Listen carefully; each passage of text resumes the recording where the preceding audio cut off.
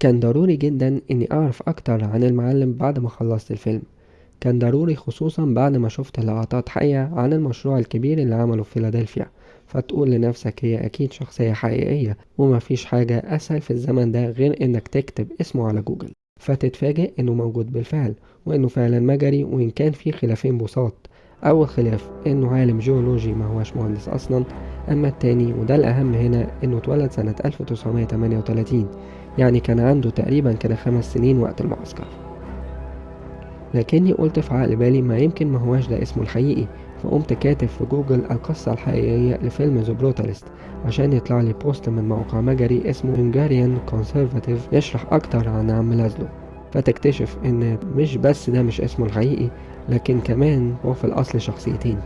الشخصية الأولى هي مارسيل بروير، وده كان مجري يهودي اتولد سنة 1902 وراح على ألمانيا سنة 1920 عشان يتعلم فنون النجارة والهندسة، ويتعرف على زمايل مشهورين ويتجوز واحدة يهودية من هناك.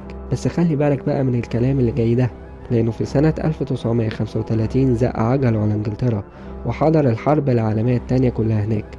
لا راح معسكر ولا اتعذب ولا اتحرق حتى. نفس الحال ده بالنسبة للشخصية التانية واللي هي أرنو جولد فينجر، وهي برضو نفس القطعية كده. والاتنين اتقابلوا مع بعض وابتكروا مع بعض النمط المعماري اللي بيسموه الوحشي أو المتوحش، ودي كانت بدايته في انجلترا مش في أمريكا أصلا، وكان في بداية الخمسينات.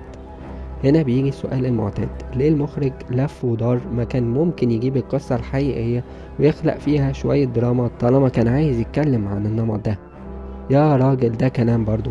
انت عايز تجيب واحد يهودي ما حصلوش حاجة؟ مش ممكن، ما لازم نشوف له حاجة، لازم نخترع له حاجة. مهندس اتفرق عن مراته وبنت اخته اللي راحوا لواحد من المعسكرات المشهورة، وزق عجله على امريكا عشان يقابل ابن عمه يشتغل معاه في صناعة الاثاث، وتجيله فرصة العمر. أما يقابل واحد ثري جدا يعمل له مكتبة جديدة بقلب بيته الناس كلها تتكلم عليها، عشان يكون مكلف بعد كده بإنه يصمم مبنى خدمي متكامل فيه صالة ألعاب ومكتبة ومسبح. كل ده طبعا بعد ما الراجل الثري ده يعرف انه مهندس كبير اصلا، في الوقت اللي بيكتشف فيه ان مراته وبنت اخته لسه عايشين بس مش قادرين يخرجوا من البلد عشان مرض مراته، فبيحاول انه يجيبهم يعيشوا معاه. ولما ينجح في ده يبتدي الاحداث تاخد منعطف مش لطيف، تبان فيه انطباع عن العنصرية والشاذة للرجل الثري بمرور سنين المشروع. وبحكم اني اصلا يعني محسوب على اهل الهندسة، دي كانت اكتر حاجة شدتني في الفيلم ده، الفضول اني اشوف نهاية المشروع هيخلص ازاي، واشوف المبنى اللي كان ماكيت عيني عينك. حتى ان الاهتمام ده نفسه غطى على الاحداث اللي زادت اثارتها في النهاية. الأحداث دي اللي خدمت المخرج بريدي كوربت في نقل فكرة الفيلم الأساسية عن الاختلاف العرقي والطبقي اللي بيساهم في بناء أمريكا الدولة المثالية، أو فكرة الدولة المثالية اللي في الآخر خدمت فئة واحدة وطحنت الفئات التانية. لا ده كمان قهرتها وذلتها. لازلو اللي كان فاكر نفسه إنه بيبني مبنى بيضم كل الأديان والأطياف، لقى إنه بنى لطائفة دينية واحدة. وعشان القهر اللي حاصل بقت فيه فكرة الهجرة عن الواقع الأليم ده. هنا بتظهر النوايا الخفية للفيلم ده، وتعرف إن هوية البطل ما هيش من فراغ، واللف والدوران اللي شفناه من أول الفيلم كانت مقصودة جدا، عشان في الآخر نيجي نقول بينا على بلد المحبوب. حقيقي كان الواحد نفسه يقول كلام حلو، كان نفسه يقول ان ال3 ساعات ونص عدوا زي الطلقة، وان كانت في مشاهد حواراتها طويلة قوي وملهاش لازمة.